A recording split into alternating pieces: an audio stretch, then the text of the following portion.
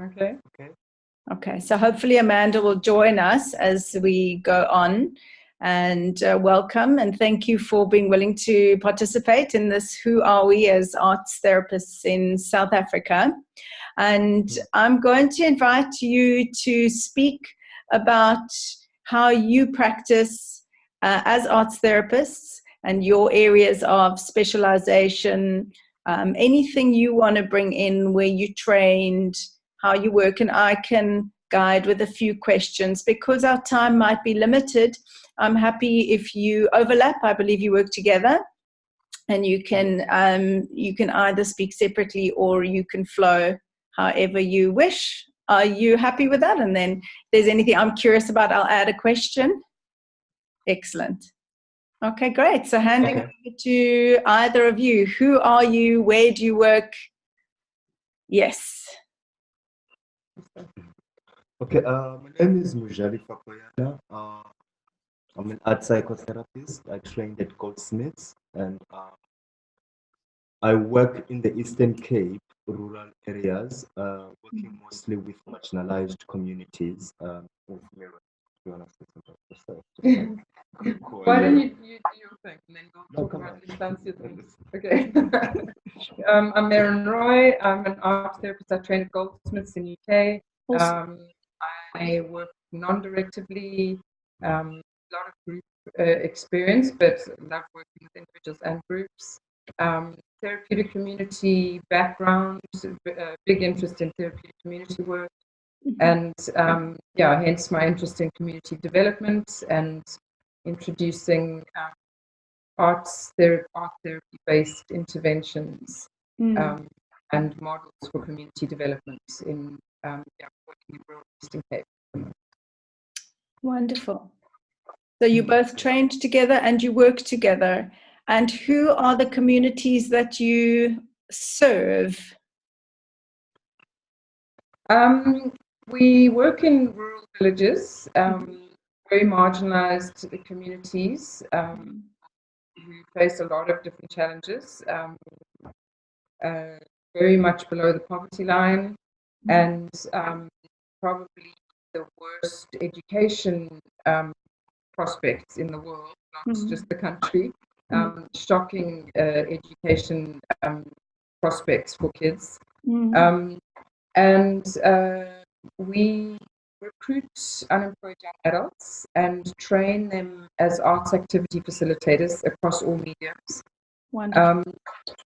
So the training is underpinned by art therapy principles, and gradually we are pushing at a national and local level to develop a training that is very much non-academic, based in experience, but clinical training, essentially, apprenticeship model for art therapists.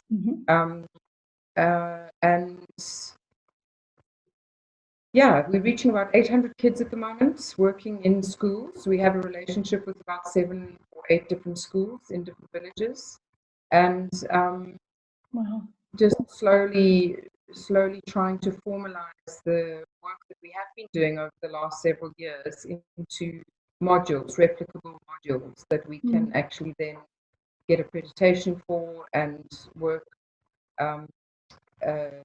HPCSA, pushing for mid-level qualification recognition, and also to create master's degree training that is very accessible for people who've not had a strong education background. Amazing.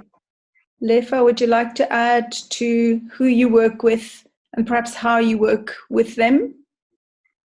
So our work is mostly with the recruits, the people that we recruit that then go and work with the children in the school. So it's not art therapy what we do. It is art activities, as much as Merran has said that they are underpinned in art psychotherapy principles. So the only thing that gets close into sort of like therapy that we do with them, it becomes in supervision. So when they work with the kids that they work with in the schools, they come back to us. We sit and sort of like have supervisions with them, depending on our recruits or on our facilitators at which level they are in their training. So we've worked now with 4 facilitators who have been in the training concept for 5 years, and with them now at the point whereby the concepts, little by little, the concepts are trying to understand the concepts that of safeguarding, of working in a safe space with kids. So it's mostly through supervisions that we have with them, with these facilitators, that the idea of therapy, the idea of a safe environment, the idea of of art therapy comes about to them, our training. And that's where as well the learning, we sort of like collect it to formulate these modules that we are sort of like that are guiding us. Sorry. Yeah. And your facilitators, are they teachers? Are they therapists or counselors? Who are the people you are training? They are young unemployed adults from the villages, most of whom have maybe like grade 10, and few of them have that like a grade 12 certificate. They live in the villages that we work in, or where the schools are. So we train them, and it's quite explicit that they are not therapists or teachers, but rather arts facilitators. So we are sort of like aware of the type of work we do and what to get across to the people that have and who would they that we work with. Who would they offer it to once your trainings are complete? To anyone in the community. So the idea is that they learn. We have relationships with schools, and they're integrated into the school's timetables, delivering sessions every day in schools. Amazing. But the goal is that once we have a collection of facilitators in one village where there's enough of them, we either create by building a center ourselves, or we locate a venue that they can use to start to work with smaller groups and members in the community. And that's where their training starts to deepen into becoming more towards art therapy training.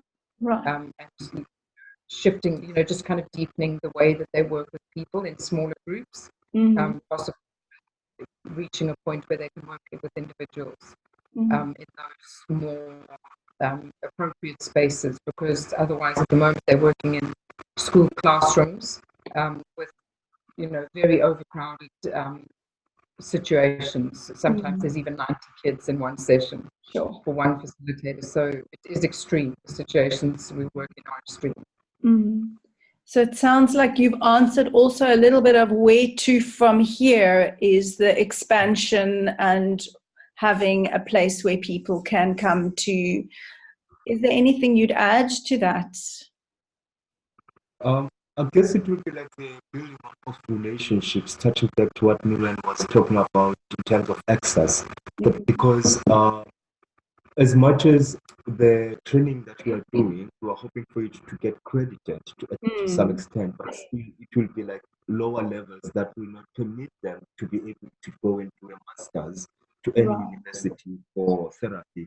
So we're sort of like negotiating or planning towards working for them, for the training first to be accredited at lower levels, and as well as with the masters that are being implemented across the country in art therapy or in arts therapy, that how can we have access for such people, because the communities that they live in, there's a great need of them. Us then, as the organization, another sort of like thing that we're trying to do is to find or form more relationships with the social development, so that they can affiliate somehow under social development services, or be paid by social development, or run services for social development as community arts facilitator counselors, perhaps. What is the name of your organization? Intlantsi Creative Development Project. Intlantsi means spark. Beautiful. And how can people get hold of you if they want to find out more, contribute? Our details are on the Sonata website, and we're in the process of launching a website. So as soon as that website is up, it'll be much easier. At the moment, our contact details are on the Sonata website. Okay. And out of interest, are you sponsorship based? Yes, we're an NPO, so we rely entirely on well, in terms of our running costs, we rely on funding. Yeah. Okay. Big, a big important work, it sounds like, that you are doing at a grassroots level. And I just really admire and commend that, because I know that it can take a lot and takes a lot of passion and commitment and dedication to follow through. I see Amanda's joined us again, and I'm wondering if you have any questions. Yeah, sure. I'm sorry about the connection issues. It's just a story, this internet thing. So I'm sorry I missed the beginning of it, but thanks for being a part of the project of getting to know each other. It's really nice to see your faces, see you together.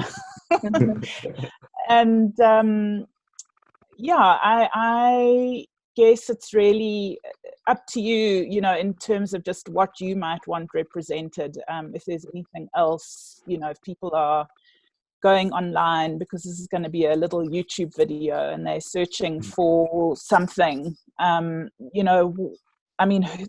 you kind of both, given your backgrounds and your education and stuff like that, have you both covered that? Not really.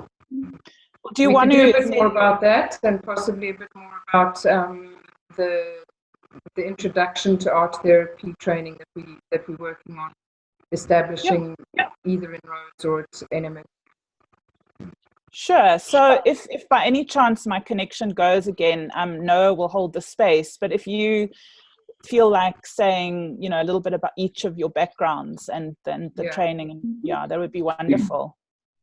Okay. Okay. Well, my background is from the Eastern Cape originally. My background,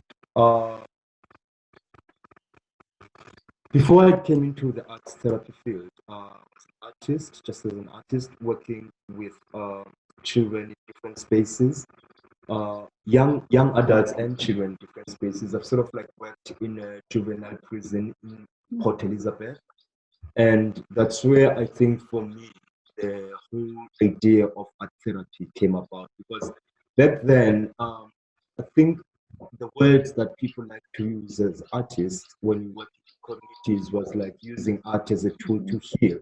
But I never knew that much about art therapy. I never knew even the word art therapy existed then. So my work was sort of like led by that. And it was mostly visual art, storytelling, and theater that I worked mostly on. And then after that, I sort of like, I think that's when I met Merran as well. I went to go and study overseas, my master's in arts therapy. And overseas in arts therapy, my most interest was more on open studio setups and working with individual clients and groups. Where did you do your master's, Lefa? At Goldsmiths in London. And so I didn't have much experience working in London. I only did like I think a couple of jobs, except for my placement, which one was in a school setup working with young children in a primary school, and then my second one was in an open studio working with adults in a charity. And then after that, I sort of like was working with communities in London recently. When the Grenfell fire had happened, where lots of people had died in the Kensington community. So we were sort of like setting up new therapy hubs there and like building up new clients, sort of like to work with the people that were traumatized by the whole experience, whether directly or indirectly. So as part of that group that was sort of like designing and looking at how to best approach that without sort of like being invasive to that community. Mm-hmm. Sounds interesting. And your background, Merran, your training? So my art therapy roots are in when I was studying fine arts at Johannesburg and getting involved in a movement that was very much arts activism, I suppose, trying to give access to kids in townships after apartheid had removed all arts from the schools, from black schools. So there was quite a large movement of artists in the late 80s trying to provide access to kids in the townships, arts access. So I was working in townships then, offering arts workshops and things like that. And it's only when I went overseas to London that I discovered there's such a thing as art therapy. I trained at Goldsmiths in 1994, 95. Oh, back wow. in a PGDip. And then I worked in adult psychiatry for about 5 years. Absolutely loved that. Forensic psychiatry, as well as just open wards, as well as a day hospital. It ran along Wow. therapy. Interesting. Yeah. So a fantastic experience there. And then I worked for 5 years in Grendon Prison, HMP Grendon in Buckinghamshire, which is a therapeutic community prison, very intensive rehabilitation for severe offenders. And yeah, most of whom had a diagnosis of personality disorder, if you're into diagnoses.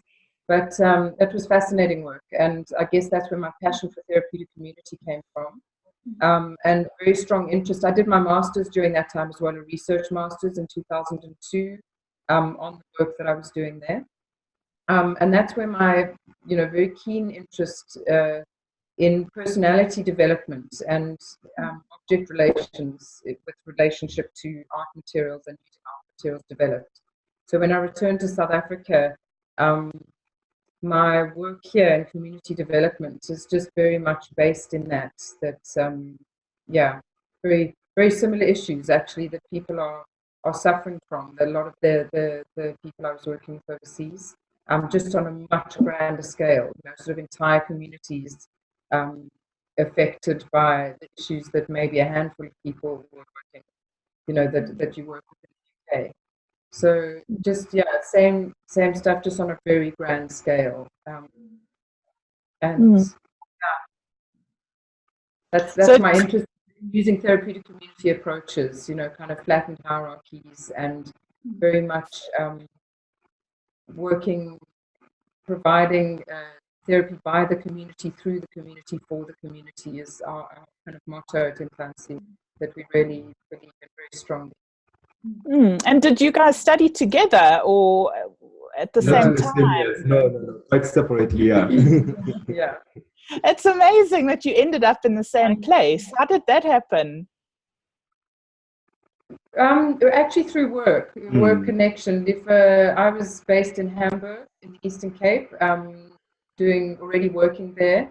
Lefa was kind of on the road, traveling and working, and he came to do a collaborative community piece, theatre piece actually, in the community I was working in, and we started collaborating then, and then we just ended up forming our own organization. It got just kind of deeper and deeper, the connections of what we were working with, and we established Intlantsi and registered and started at an NPO. Wow, that's really dynamic of you guys. It's so beautiful, such incredible work. It brings to mind Lefa. Do you know Lefa Art Therapy Project? Yeah, we have worked in alliance with them with regards to accrediting kind of community arts facilitators, developing that similar training. They've got a level 5, and one of our facilitators has gone and actually attended that training. But we're trying to work even at a level that prepares people to be able to do level 5 and potentially enter the honours and the master's degree level trainings, even though they've come from a very weak education background because of the schools that they attend. So the facilitators we're working with are kind of like very willing participants in an experiment, I guess. They're very conscious that this is the first time people have developed training at that level that we hope will become a fully fledged art therapy training. Amazing.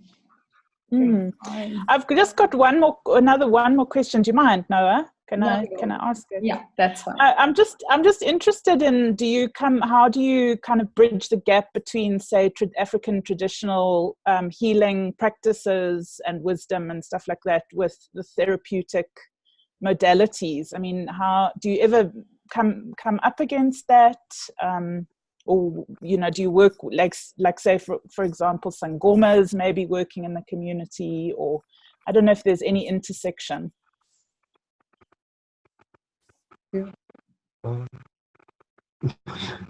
I think for me, I've got a very strong interest actually in the roots of art therapy, going way back to origins of man type level, where we look at the earliest rock paintings and evidence of and the recordings of trance dance through rock paintings, and healing practices then were through the arts, and arts practices were entirely about healing. The purpose of the arts was for healing. And social cohesion, peacekeeping within and between different clans. So I've got a very strong interest in that, and I feel like our UK-based or our European and American-based trainings are just another different, more modern version of the same thing. So I think arts therapies have existed here in Southern Africa forever, ever since humans began using symbols. So for us, it's very much about recognizing that traditional healing, African traditional healing training, sangomas, or even if you go further back and you look at San shamans, it was apprenticeship based. There was no dissertations or theses or academic requirements in order to practice as a healer. You trained through apprenticeship, you learned in practice. You had to go through your own personal journey of healing in order to be a healer. And it was very much accessible to anybody in the community, male, female, a young, old. If you had a calling, you had a calling, and the opportunity to become a healer was not an elitist thing. So that's, I guess, where I'm coming from in terms of training. That actually, is there really a need for us to have people who are deprived of education, essentially, to have them go through all the rigmaroles of having to reach a level, an academic level, where they can write a thesis and get a master's degree and research master's degree, when actually the work that they need to be doing in their own communities is that of it's clinical practice that they need to be doing. So that's our question. Is there a way that we can develop art therapy training in the South African context that doesn't require essentially what was imported with colonial people, with the colonials, academic model of training to be a clinician? Surely we can actually base our training in an oral, experiential tradition, which is the African tradition of training as a healer. Wonderful. Lefa, do you want to add to that anything? Not really. I think at the stage that we're at as well. I mean, at the stage that we're at right now is trying to collect as much information as possible with the people who work with, because for instance, you've mentioned working with sangomas. Like the art center we built it with the community, and it was a sangoma that knew the sort of like the ancient ways or the traditional ways of how to build buildings in a traditional way of those communities and how they used to do back then in years. And so she was involved in that whole process, but like we're not at the stage yet where we are writing about it or researching much more thoroughly about it or consciously about it, in that sense whereby you can be able to marry the two, or to see the two in two different planes, in writing and in proper research. So I think that's where we are at the moment, and I think part of where we are going is to get much more deeper understanding and sense, because yes, it's easy to say sangomas or shamans, like their practice and healing practices are sort of like apprenticeship based, but there's a lot that happens around that as well that's much more deeper than what we see from the surface. So I think it's that research that we are sort of like trying to embark on, working with these communities at a much more slow pace. Yeah, I feel that the more we work together, like with the African traditional healing practices, the more we can learn from each other, you know, and like somehow just give to each other, you know, resources and kind of create alliances and stuff like that. Because in my work, I found it so rich to connect with sangomas and stuff like that. I mean, I just think it's such a big, important area. That's just, you know, my feeling for the arts therapists, to connect with the land and the ancient practices.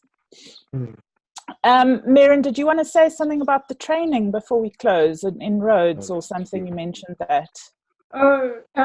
Yeah, you know, it's just to comment that we're going through a series of meetings with Rhodes, and we're hoping to start the same process with NMMU and PD, to just start down that road, making sure there's a training available in the Eastern Cape.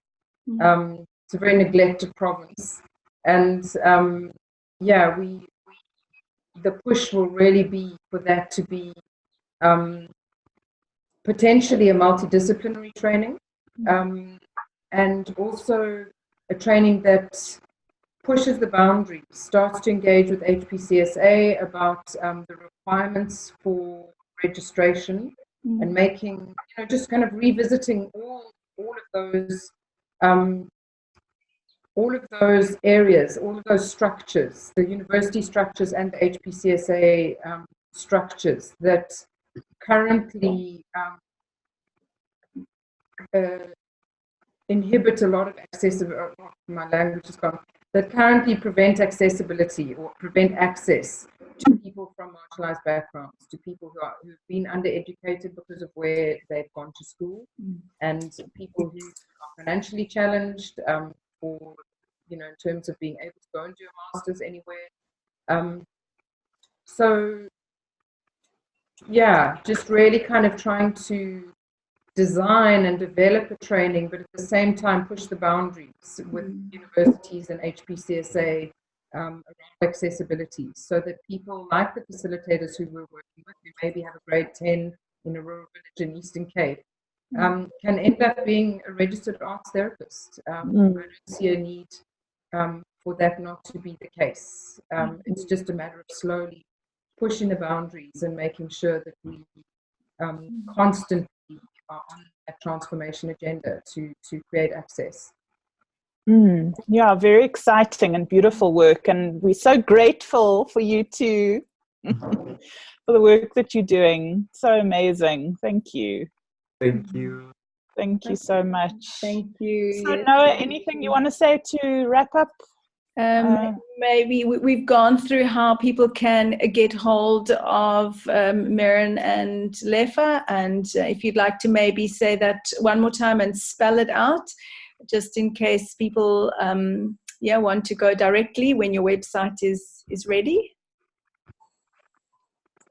So the organization's name is Intlantsi. It's INTLANTSI Creative Development Project, and but both of our contact details are on the Sonata website. Excellent.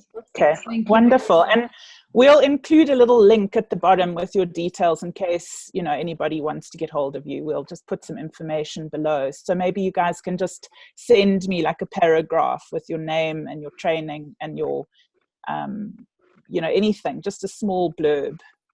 Oh, okay. That would be wonderful. Okay. Thank you so much. I'm sorry that I didn't get quite on the page at the beginning, but I guess that's all part of the story. We have to find each other in unusual ways. But I'm most grateful for this short time together. Thank you so much for your amazing work. Thanks, guys. Sorry Thanks, about guys. the chaos trying to connect at the beginning. No, it's fine. We did it. Yay. Yeah. Thanks, Noah, as well. Yeah, thanks. Thank you. Amanda, as well. Thanks, everybody. Good to meet you. Bye. Bye. Bye. Bye. Bye. Bye.